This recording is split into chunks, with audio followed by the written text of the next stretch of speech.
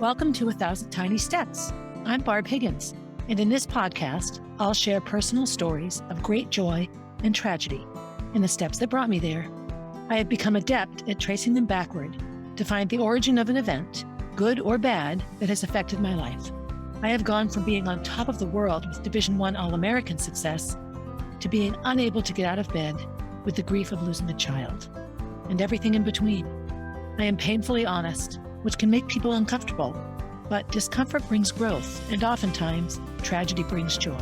So, tie, buckle, slip on, or lace up your shoes and join me as we begin our 1,000 Tiny Steps. Hey everybody, Barb Higgins here, sitting in my living room on a hot, muggy day, my favorite kind of weather in the whole world, recording episode 40 of 1,000 Tiny Steps. So this is pretty significant for me because I have a really hard time following through on things. I actually went to a workshop yesterday that was organized by my friend Lisa Somerville. It was amazing. And it was all this electronic stuff. I'll talk about it in a minute. I'm always so interested in learning new things. Anyway, as I jump all around here, episode 40 will close out season 4. In these past 9 or 10 episodes, I've really talked about what's different between parenting Jack and between parenting Gracie and Molly, or just in general, the differences in what's going on, culture, and all that sort of stuff. So in closing out, I'm going to talk a lot about the sibling piece, how it's different and what I've noticed. In recording this, I'm just back from a quick trip to Florida to visit Gracie. These trips are getting a bit easier to navigate now that we've gone down there 8 million times with a baby. But Gracie is making great strides in her life. And she's at the age where, she's 21, and this is when you're living on your own and figuring out who you are and pulling away from your family. It's also in Jack's life, he's at the age that Gracie was at when I decided she needed a sibling. So I have these conflicting things going on. So we fly down to Disney, and I'll talk first about how different my siblings are now compared to Gracie and Molly.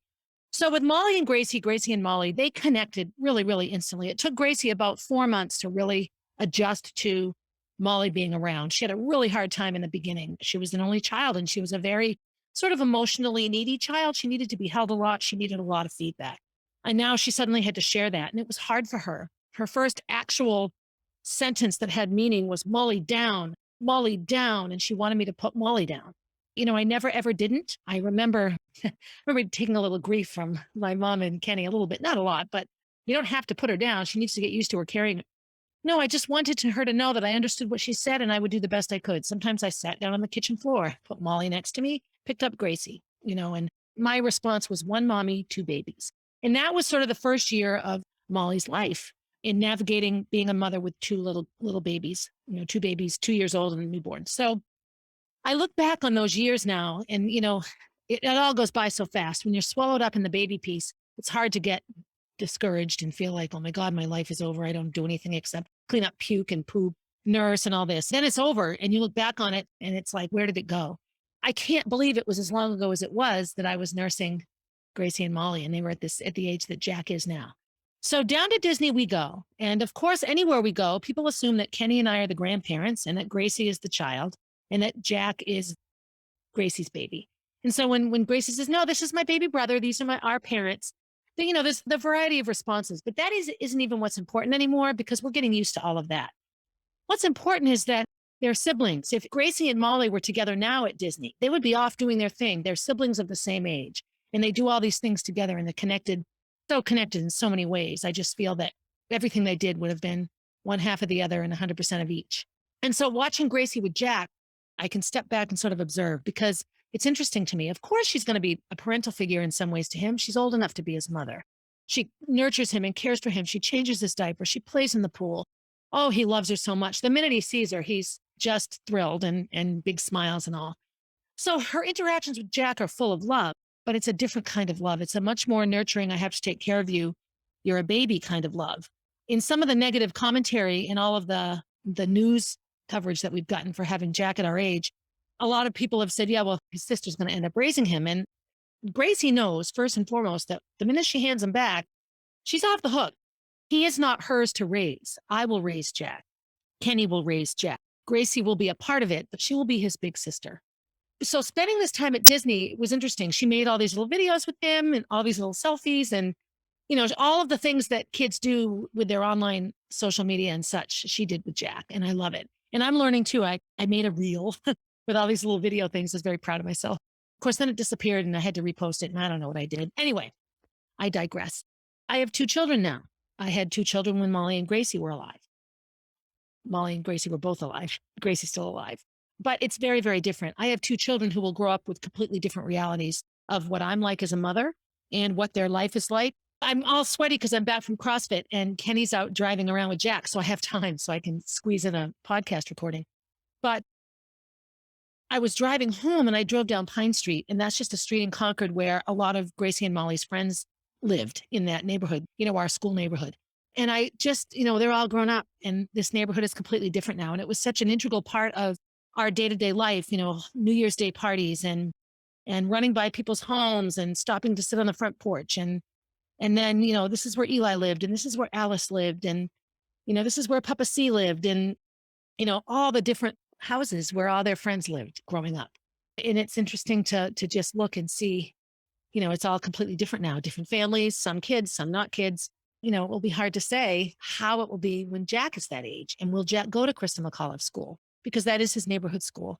It will be interesting because he will be able to say his sister was in the first 4th grade class ever to be at that school.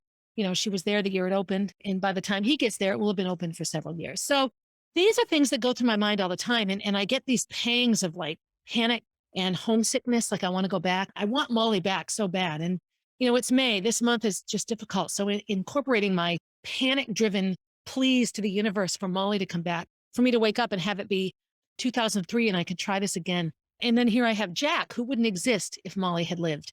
So is there an either or? No.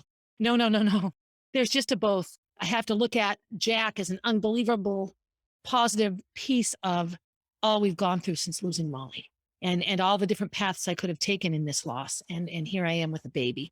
It's overwhelming sometimes. I'm not going to lie. I think to myself, oh my God, I'm going to be 59. I could just be quote unquote free and wake up and do whatever I want. Well, I essentially can still wake up and do whatever I want. I just have to incorporate a baby into the mix. I'm doing what I want now. I'm recording a podcast, but I'm fitting it into a schedule that allows for him. That's a big sort of piece of this reality with Jack is how different the sibling relationship is between Gracie and Jack. I know that there are times that Gracie is paralyzed by her grief over not having Molly. It does not go away. She is willing to ask for help. I think she probably shares a lot with people that I don't even know about. She has an incredible support system. We're down there visiting and we meet every time we go, we meet more of her friends. And she has amazing, amazing friends. One in particular, a woman named Mo. I want to say a girl, but she's in her 20s. Mo is fantastic. She's from the Midwest. She's been at Disney for like a year now. She's actually heading off. She goes home in a few weeks. And she and Gracie have a wonderful friendship. And she came to dinner with us and Jack loves her. In my little reel, there's a picture of them all dancing to the fireworks. I really love Mo. I feel that when Gracie meets people and incorporates friends, she meets the kindest, nicest people. And I just feel sometimes that Molly infuses herself in Gracie's search so that she finds good people. Then there's her little group. There's Kaylin, who's from New Hampshire that Gracie knew, and she's leaving in June. And then there's Kaylee, who we met at the meet and greet when we brought Gracie down, who's also from New Hampshire. And she and Gracie have an amazing friendship. So I just look at these wonderful, amazing young women who are navigating a world that doesn't really, truly, come on now, people, support women 100% at all. It's that whole, equality mix. Like, we still judge people and offer things to people based on things that matter nothing to what we're judging them for. So at any rate, I have this amazing love for Gracie and I'm proud of her. And then I look at Jack and how she is with Jack, and she loves Jack and speaks so kindly to him and helps him to be strong and holds him accountable as you can hold a 14-month-old accountable. But I look at how Jack responds to the people in her life that she loves. Jack responds amazingly well to the people that Gracie loves. And so I just feel that there's this incredible power in the universe that's love, which leads me to the next piece of closing out this season and what's different. I felt like an older mother when I had Gracie and Molly. Most of my friends, I'm on the older end of my friends having kids. Like my friend Bridget, her 2 sons, one's graduating college, actually graduating grad school, and then the other's in college. My friend Karen, all of her kids are college or graduated. Gracie would be finishing her junior year and Molly would be finishing her freshman year of college. I'm just a bit behind. Then I have a handful of friends whose kids the youngest are graduating. But I always felt like all of my friends had children first and I was an older mother. I remember in my childbirth group, Aaron Clordy's mother, Deb, was in my group, and Aaron and Gracie became really good friends. And then Eli's mother, Jenny, was in my group, and Eli's mother and I are similar age. We felt like the oldest two in the group. We're so old. Look at us having babies at almost 40. And, now that was 18 years ago for me. I'm 58. If I were in a childbirth group now, I would definitely be the oldest mother. But I look back at that and I felt older, and I looked at my body. I can remember, I look at pictures now of me nursing Gracie, and I remember feeling so unathletic and so fat. And, I look at those pictures now and I'm like, what was I thinking? And I know that in 10 years, I'll look at pictures of me now at this age and feel the same way. Like, Barbara, why were you complaining? But I felt older. I remember how hard it was to work out after Gracie was born. And I gave birth when I got pregnant with Molly. I hadn't lost all the baby weight with Gracie. And I just felt huge all the time. And it took me a long time to lose the Molly weight. The whole time I nursed her, 2.5 years, Molly nursed. You carry weight when you nurse. I have this belly right now that I can't stand, but I have boobs full of milk that nurse Jack. I have to find that balance. And what I look like is far less important than Jack's health. And if I can nurse him, and I love listening to him gulp, gulp, gulp, gulp, makes me feel like I'm doing a good job as a mother. The feeling old piece, I felt old at 38 and 40. And here I am, 58, almost 59. Like, when I think of 60, to me, that does sound old. And Jack will be 2 when I'm 60. Oh my goodness me. That's a similar thing that I'd sort of laugh at, because I have, 20 years between giving birth to Gracie and giving birth to Jack. Almost exactly 20 years, just under. I look at my body now and my physical health, and I will say that I am much more attuned to things that will prevent disease in the future and that are designed to make me healthy. I have incredible genetics. Having said that, I do have macular degeneration in my family. I have bunions, which I just had my foot surgery, but I have incredible people live a long time. And when I look at the health practices of the people that suffer some of these later illnesses, I am far healthier than any of them were in my diet, in my exercise, in my weight. I also have genetics on my biological father's side of the family that are phenomenal. When I look at the relatives I have on that side of the family compared to my relatives on my mother's side of the family, and there's a lot more energy and longevity and youthfulness as those people age. And I feel like I really do carry that side of my family genetically. Having said that, I really avoid, my diet is incredibly healthy compared to the average American diet. So I'm focused on that. As I'm wrapping up this season, I'll talk a lot in the next season about this challenge I'm doing. It's called the 75-day hard. I looked at that and thought, well, this is just me setting myself up for failure. Not that I can't set a goal and reach it, but I know myself and I want to succeed. And I want to include Kenny in it because he's Jack's father and he should be healthy as well. So today is May 22nd, and it's sort of day one, but not really. Tomorrow will be the official day one of this challenge. And it involves sticking to a diet. And it doesn't tell you what diet to stick to. It just says to pick one. And so we essentially follow a single ingredient diet in our household, meaning we don't buy a lot of processed foods. We do have bread, and we do have like crackers sometimes, and rice cakes, things like this. But in general, we are a single ingredient family. So a very, very common dinner for us is rice, asparagus, and chicken. Last night we had shrimp, rice, and vegetables, so all sauteed together. Kenny learned from his mother how to make delicious sauces. And in a sauce can be more calories than the whole entire rest of the meal. So this will be change for us. Kenny's meals are very delicious because he's good at this sauce making, but we're going to eliminate the sauce.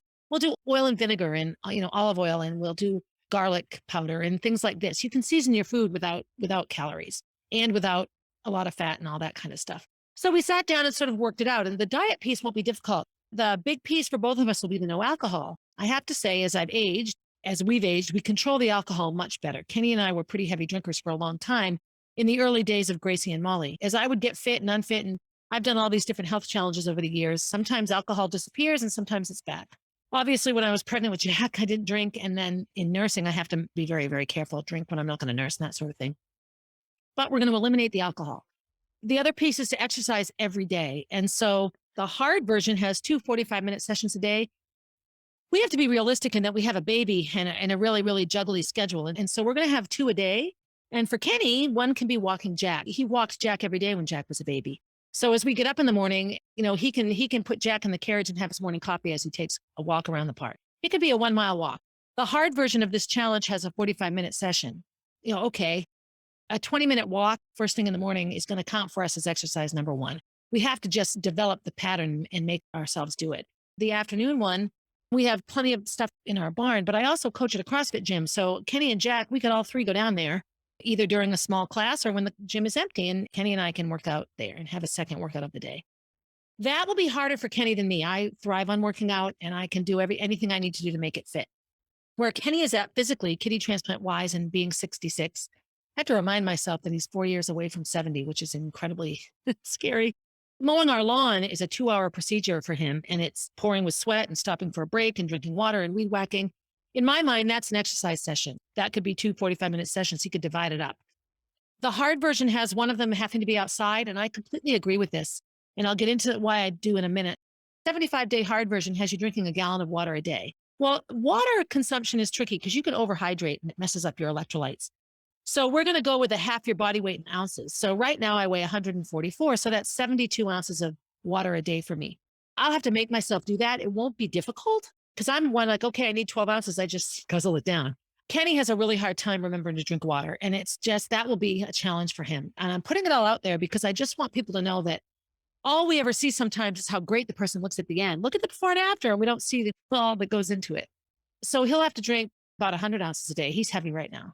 And then the final piece is spending time every day, either in self-reflection or meditation or reading a minimum of 10 pages from a book, like an inspiration book or a self-help book. I just read The Body Keeps the Score. So this would be an example of a book that you read from 10 pages a day to just help yourself grow. I spend a lot of time, all I read right now are these kinds of books, and it's primarily because of my blog and the podcast and all that I'm doing here. So that won't be a big challenge for me. The meditating part, again, I have something I'm leading into, will be difficult. Back when Gracie and Molly were little, I had a very structured life. And so in my daily reflections and meditations, I've always said a morning prayer, and I still do that. I said a noonday prayer. I don't remember sometimes to say it at noon anymore because my schedule is so off. I don't always know what time it is in my new life. So sometimes I say the noonday prayer in the morning because I feel like it's better to say it than not say it. Now that I have this workout thing, maybe I'll incorporate some of my praying into there. Kenny isn't a meditator or a prayer. And quite honestly, it would probably be good for him to get into doing it, just self-reflection. And this is the religion piece. And Kenny is as agnostic as they come. He thinks he believes in God, but he's not sure. He knows he gets signs from Molly, but does that necessarily mean you have to believe in God? He definitely believes there's an afterlife, but he just doesn't have a set sort of practice. As a member of the Baha'i faith, I've witnessed so many wonderful ways that people worship God and pray, and the chants and the music and all that kind of stuff. It's incredible. And I do feel that that's an important part of my life that I didn't share with Gracie and Molly enough, and that I hope to share more with Jack. So that's the challenge. So it's May 23rd that we're officially starting, and we're going to do a 40-day challenge. That brings us to July 2nd. And that weekend, we're heading to Arkansas to a wedding. And I'm fingers crossed that it all works and we can actually go. This beautiful family that used to live next door to us, the Lures, they have 3 amazing daughters, Isla, Elise, and Kira. They all grew up here. So they were a big piece of my reality in all of my ups and downs as a teacher and a coach at Concord High School. And they are so utterly successful. Dan dedicated his life to the Navy. He's a career veteran, really, really went through a lot and gave up a lot for his country. Carla wins the prize for a single mom, stay at home. Raising those girls all by herself, watch her snow blow in the winter and take care of that big, beautiful house next to us. And then their daughter. So Isla's now an attorney and she's married to her high school sweetheart who is a physician. Elise is in the military. She, of the 3, all of them were focused and all. And she was the one that overthought everything. When I look back, should I do this or should I do this? Which one? She's such a tender girl and probably mentally as tough as nails. She went to Ole Miss and had a wonderful time in college and really allowed herself to run track and enjoy the college experience. And she studied Arabic and is in the Navy now. And she flies things. She's amazing.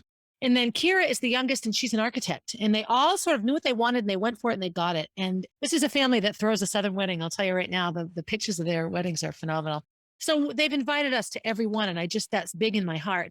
And so they invited all 4 of us. They invited little Jack. I really want to go because I really just want to see this youngest girl get married. When we first moved in here, I was pregnant with Gracie and we were in the kitchen and the window was open and I could see out. And the little girls, they had lemonade stands. They were always out and about. And I saw Kira. I had a crown on and she looked in and I said, hi. And I waved at her and she looked at me and she said, are you a princess? And I went, shh, yes, I am. Don't tell anybody. And for a couple of years, little 6-year-old or 7-year-old Kira and I had this secret that I was a princess. It was amazing. So cute. So now they're all grown up and getting married and living their lives and doing amazing things. And this makes me happy. Kenny and I decided that from now until then, till the wedding, we will follow this challenge. So it's a bit shorter. It's like a 40-day duration. So I like the number 40. It symbolizes Jesus's 40 days going off into the woods and being by himself. And so it's Lent. Every religion has a fast. The Muslims have Ramadan, and then the Baha'i faith has the fast, which is during our month of March. It's a 21-day fast. In these religious experiences, Lent was a fast. So you don't eat from sunrise to sunset. That's what a religious fast is. So once the sun's down, you can have big dinner, get up really early to big breakfast. But during daylight hours, you don't eat. And it's just taking time to step away from physical desires and using prayer or meditation or fortitude or self-strength or discipline, whatever you want to call it, to overcome your urge for lunch or whatever it is. So I like looking at this challenge for Kenny and myself as a 40-day exercise in fortitude. It's not about losing the weight. It's not about any of those things. It's about setting a goal that you know is good for you and following through on it. And I really, really like that. So I've looked up some prayers that I'm going to say during this 40-day period. Kenny isn't the praying type, so I'm not sure what will work for him, but he has to figure that out. And this is what we do. We set a goal that you really want to reach and you go for it. So when we get down to that wedding, hopefully we'll just feel good and we'll be thinner and fitter. And then we can enjoy our wedding, break our little thing and then set the new challenge. What do we do next? What I don't want to do is fall back into our typical pattern of, I call us cocktail hour drinkers sometimes. Like, okay, it's 5:00. We can have a drink now. Well, how about we don't need to have a drink every day at 5? How about that isn't what comes to mind? So these are things that I share because I think a lot of us struggle with these very same things. For some people, it's food. For some people, it's not eating or eating, whatever it is. We all have these. Gracie and Jack. How is my life as a mother different? So the taking care of myself is another big piece of it. I took good care of myself with Gracie and Molly. They watched my CrossFit transformation. They watched all the eating changes I make. No more Diet Coke and salt and vinegar chips and honey buns. And I ate that stuff a lot and it disappeared from our life and they saw all that. I did spiritual mentoring with Karen Kenny. So I've done that. And so I've signed up for this group thing. It's for female entrepreneurs and we meet once a week. And then I meet with Lisa once a week.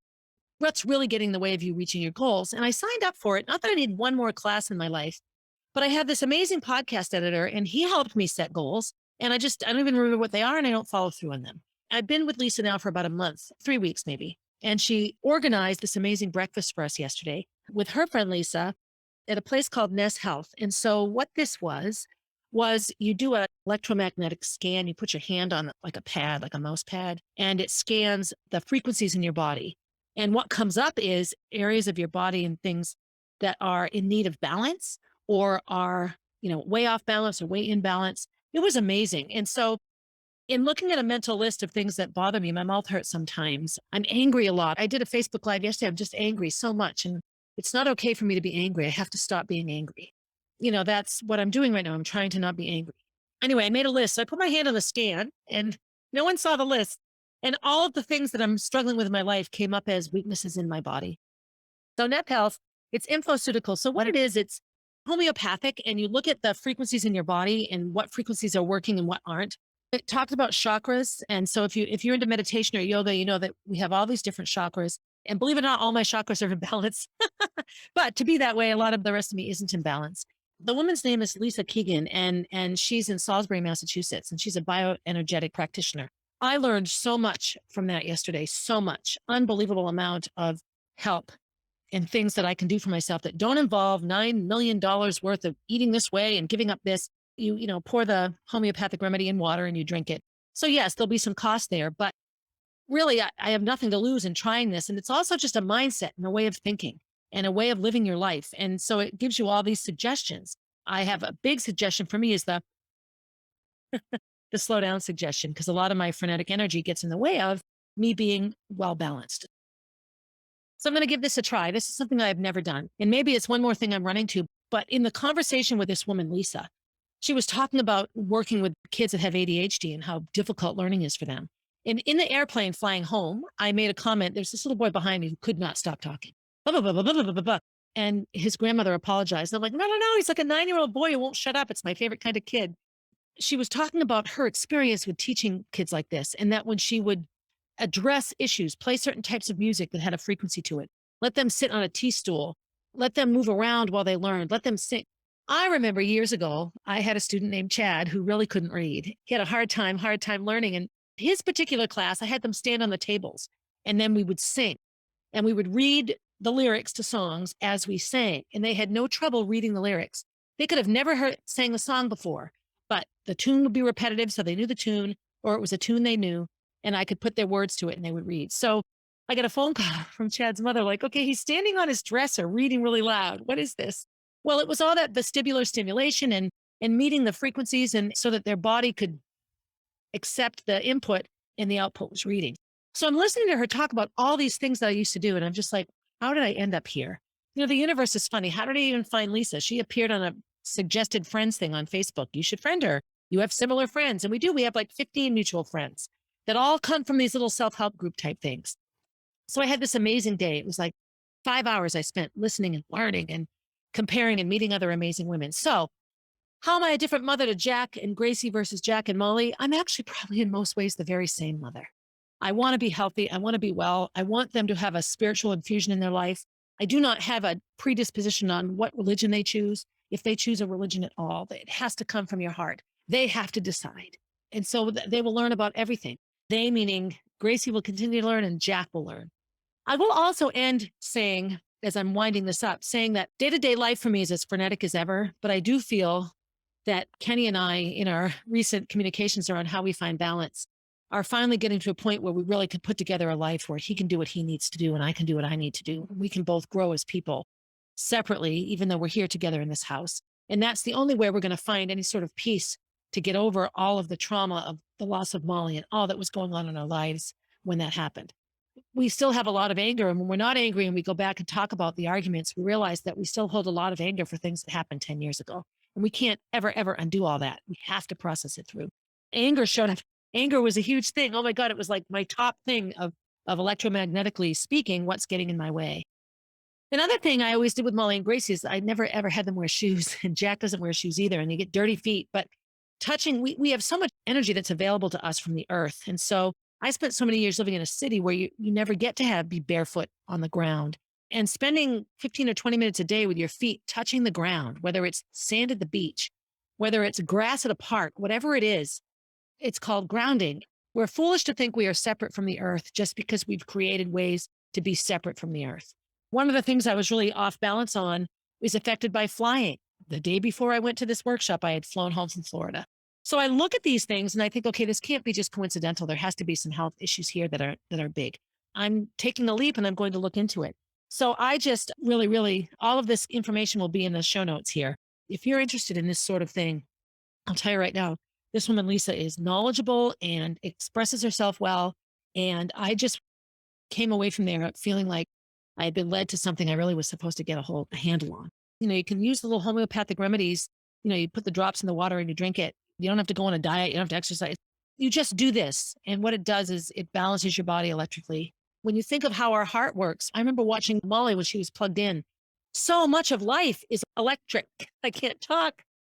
Our heart beats all by itself. Molly was unplugged completely and the little heart keeps beating because it is its own electric energy, electromagnetic thing. And it has a charge and it beats. And when we take electrolytes, okay, those exist in everything that we drink. Electrolyte balance is important. The beginning of that word is electric. And this therapy addresses imbalances that we have that way. Music has a certain electromagnetic effect to it. And I remember Gracie and Molly both love music and all that time in dance. I remember when they wanted to quit dance. I said, that's fine, but you have to stay playing an instrument or singing in chorus. You need music in your life every day because music is how you heal and it's how you feel happiness. I look at Jack, in certain songs he'll respond to, like he'll listen or whatever, and then something comes on and he stops and he just completely moves to that particular music. It's not that he likes the Allman Brothers more than he likes Bruce Springsteen. It's that particular tone of that song connects to him somehow and he dances to it. He also does dance to Bruce, I have to say. So at any rate, this is my next challenge. And so in my next season, which I haven't really worked out, you're going to hear that by the time this comes up. I will have already recorded next week's podcast episode by then, but I still haven't quite wrapped my head around how that's going to be. So in ending season 4, I want to give a huge shout out, as always, to my podcast editor, to my new web design person, Judy, to my old web design person, Marshall, and to these new people in my life, Lisa and, well, the two Lisas, Lisa squared, for opening up a whole new way of thinking for me that I really truly feel has already begun to be helpful. The last thing I'll say in specific relation to Gracie and Molly versus Gracie and Jack is in looking at Jack. He's 14 months old. Gracie was 14 months old when I really, really felt strongly that I wanted another baby. So what do I do now at age 58? Do I go back to my doctor and have another baby? Do I look into adopting a baby? Do I look into fostering a baby? I don't know. I don't know what to do. I do know that the urge is powerful and I have to step back and really, really look at where this is coming from, just like I did with the dreams of having Jack in the first place. So I don't know. I don't know what the future will bring. And I don't know who Jack's age related siblings or cousins or people in his life will be. But I do know that I want him very much to have a connection of people his age or younger that are his. And so I don't know what that means. Talk about leaving you on the edge here. So it's a hot, muggy day in May, the happiest ever. I'm looking out the window and I just saw Kenny's car drive away, which means he came home with the sleeping Jack. And here I am recording a podcast. But that's how it gets done. Be good to yourself. I worked out this morning at the CrossFit gym and there was a mom there, a single mom, and she was feeling all bad because she sort of told her kids that she was going to work early. And so she came in with her work clothes on, but she needed a workout. And I just looked at her and said, your oxygen first, sweetie. You have to put your oxygen on first. I couldn't work out at all like I wanted to with this boot and my foot thing. And I've not been okay. So I do rely on it. So I had this amazing workout this morning. I did the bear complex, which is cleans and front squats and push presses and back squats. I mean, only 35 pounds, but that's okay. I did it. And so it was a workout that made me feel good. I have my oxygen now and I'm doing this podcast, which is also oxygen to me. And I know I talk really fast, so I'm sorry. No one needs to speed up my podcast. It's fast enough. I've been good to myself. Be good to yourself. Do something good for yourself today. If you haven't done something good for yourself today, when you're done listening to this, go do it. And if this is what you're doing for yourself, thank you. And I love you. As always, I will end my podcast in honor of good old Bill Hobbrick. When he used to do the morning announcements at Concord High School back in the day, he would always end by saying, have a good day, everybody. Hey, thanks for listening and for supporting 1,000 Tiny Steps. I hope you enjoyed the episode and will continue to listen. Feel free to leave a review and share my stories with your friends. Also, please reach out if you have stories to share. I love hearing from and connecting with my listeners. If you would like to know what I'll be talking about down the road, you can find me on Instagram at barb_444, on Facebook as Barb Higgins, and at my website, www.1000tinysteps.com.